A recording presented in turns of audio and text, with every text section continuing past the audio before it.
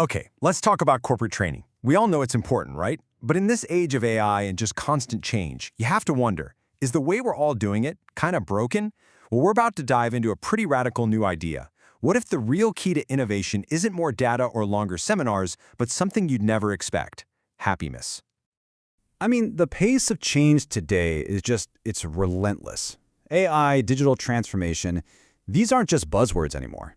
They are fundamentally reshaping entire industries and jobs.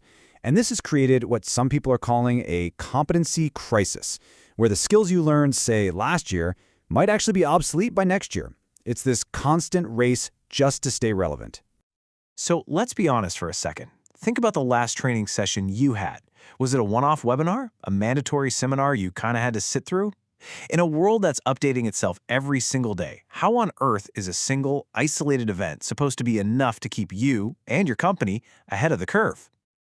Okay, so what is the real problem here? Well, experts are basically saying that lifelong learning isn't just a nice-to-have anymore. It is the critical factor for employability and honestly for any company that wants to survive, let alone thrive.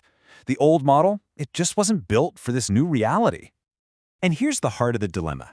Traditional training is treated like an isolated event, a box you check off a list. And because of that, it's always playing catch-up with what's actually happening.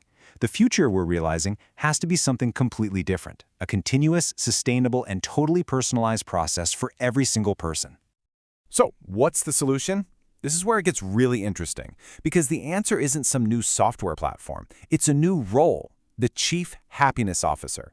And no, trust me, this is not about planning better office parties. This is a deeply strategic position that could literally change everything about how a company grows. You see, a CHO's real mission in this context is to be an architect of culture. Their job is to build an environment where people are genuinely excited to learn, a place where asking questions, trying new things, and getting feedback isn't some formal, scary review process, but just a normal, daily, natural practice. So, how do they actually do it? Well, it's not magic, it's a framework, and it's built on 4 key ingredients. Think of it like a recipe for turning that passive, boring training into active, happy learning that actually sticks. All right, so here they are, the 4 key ingredients that can transform any learning experience. Let's break down exactly what each one means and why it's so incredibly powerful. First up, we've got positive emotions.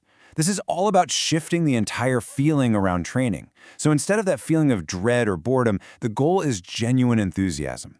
A CHO makes sure that learning is framed as an awesome opportunity to grow and feel more competent, which, just creates this amazing positive feedback loop.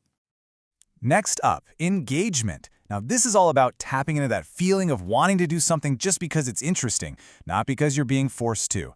When learning is truly engaging, you don't have to fight to keep people's attention. They give it to you freely. And how do you create that kind of engagement? Well, definitely not with 2-hour lectures. We're talking about really dynamic methods like microlearning, those short, focused lessons you can do on your phone, and gamification, which makes learning fun and even a little competitive.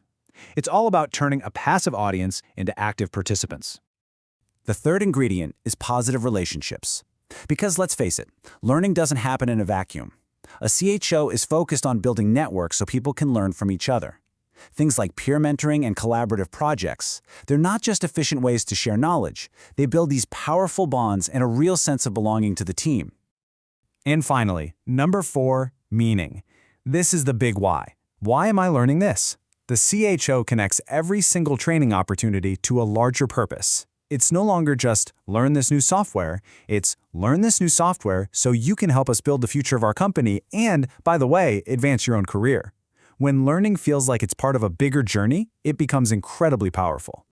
So what happens when you actually combine all 4 of these ingredients?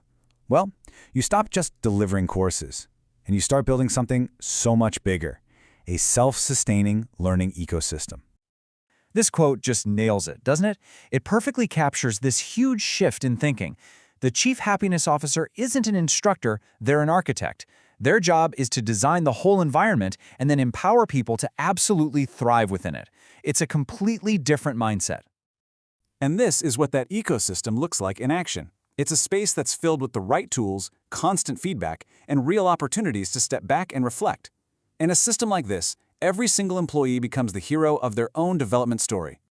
So what's the payoff for all this? Why go through all the trouble of building this new kind of culture? Well, because the return on this kind of investment is immense. It impacts both the people and the performance of the entire organization. This chart just summarizes the whole transformation perfectly. You're moving from a one-off event to a continuous process. You're going from passive reception to active engagement. And, most importantly, training stops being a cost center on a spreadsheet and becomes what it always should have been, a strategic investment in your people and your future. And here's the ultimate result, the bottom line. Organizational happiness isn't some fluffy, feel-good metric anymore. It becomes the engine. It's the means by which you achieve higher performance, greater agility, and true, sustainable innovation.